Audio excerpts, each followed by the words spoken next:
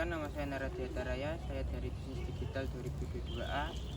Saya di sini akan membaca narasi mengenai sejarah bahasa Indonesia yang menjadi keunggulan Indonesia sebagai bangsa. Bangsa Indonesia lahir pada tanggal 28 Oktober 1928 saat para pemuda dari berbagai pelosok Nusantara berkumpul dalam kerapatan pemuda dan berikrar bertemu daerah yang satu, tanah air Indonesia, berbangsa satu, bangsa Indonesia, dan menjunjung bangsa persatuan bangsa Indonesia. Bahasa Indonesia dinyatakan keadaannya sebagai bahasa Indonesia tahun 1945. Bahasa Indonesia juga berasal dari bahasa Melayu. Bahasa Indonesia berkembang dari bahasa Melayu sejak zaman dulu dan sudah digunakan sebagai bahasa penghubung.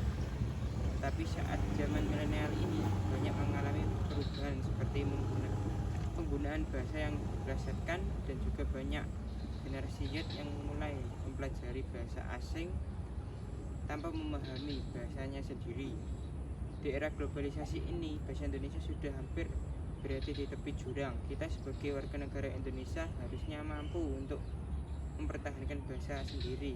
Melestarikan bahasa Indonesia wajib hukumnya bagi sebuah warga Indonesia dari generasi ke generasi menggunakan bahasa Indonesia sesuai ejaan yang sempurna. Terapkan salah satu cara untuk melestarikan bahasa Indonesia pada masa-masa yang akan mendatang diharapkan lebih mengharapkan kelamaannya dalam kehidupan modern, salah satunya di Indonesia. Tidak hanya sekedar sebagai alat komunikasi dalam sehari-hari, tetapi juga sikap budaya bangsa Indonesia. Hal ini dapat terwujud apabila pembinaan bahasa Indonesia berjalan sebaik-baiknya. Sekian, terima kasih.